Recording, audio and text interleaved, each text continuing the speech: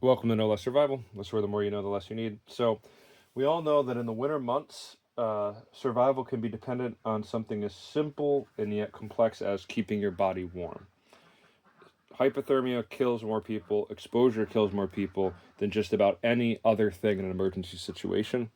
And this kit is a good way to kind of stave that off. So this was intended to be a fire-free means of warming yourself and to some degree your shelter in a non-permissive environment in the winter. So this kit is kind of centered around reducing your thermal imprint, but also offering you some degree of comfort without any visible light signature or smell of fire or something like that, to stave off hypothermia and to keep you from developing those conditions which lead to poor outcomes in survival situations. So, quick, easy things that we all have, and you can do this kit for under $40. These are sodium acetate hand warmers. What these allow you to do is get quick and instant heat.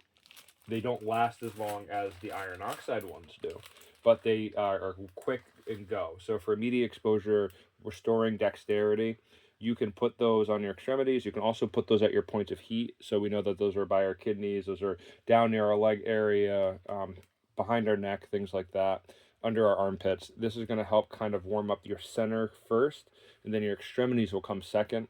And that's how you really stave off hypothermia. A lot of people focus on their hands and feet, and that's great, but you want to focus on applying heat to the areas where your body can distribute it, not just to the areas that you feel are cold, because comfort does not matter as much as health. So the iron oxide ones, I have a few body size ones in here, I have a few in your shoe ones in here, and I have a few hand ones in here. Mylar blankets are the key to really making this work, and you're going to want 2 per person that you're building one of these kits out for, because you're going to want one that they can wrap themselves in, but then also one that's going to become that additional thermal barrier, because you're going to create a separate tent inside of your tarp structure. So it's essentially a shelter within a shelter, and this will be very, very snug. You want just enough room to maybe turn on your side per person. So this is a 10 meter by 10 meter Mylar lined tarp, and this is our primary structure.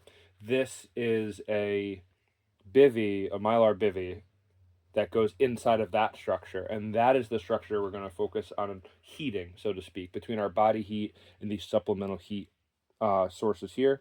Roll of duct tape is good because you can close openings, or you can connect Mylar blankets together to kind of form that internal structure if you don't have a bivy in here. 2 Mylar blankets or a Mylar poncho, those are pretty popular nowadays. Those are good options that allow you to kind of make a quick makeshift shelter, and in a small space that's going to reflect your heat and others back to you. All of this is pretty easy to pack down, and what I do is I'll make it a modular part of my kit. So I have a family of 5. Mine goes in a MOLLE lined light hike backpack. It's like a 13 liter, and that holds enough to create a shelter that all 5 of us can fit very snugly into and maintain warmth. Thank you for watching. I tried to keep this 5 minutes or under just to give you guys some ideas. The price list and materials list is going to be in the comments. And if you have any other questions, feel free to hit me in the comments. I've drilled through this a little bit. I'm going to break out my thermal optic in a future video and show you what the heat signature looks like this under thermal. But again, this was more about reducing that visual footprint and allowing you to get warm and stave off hypothermia in an environment where you don't necessarily want to draw attention to yourself.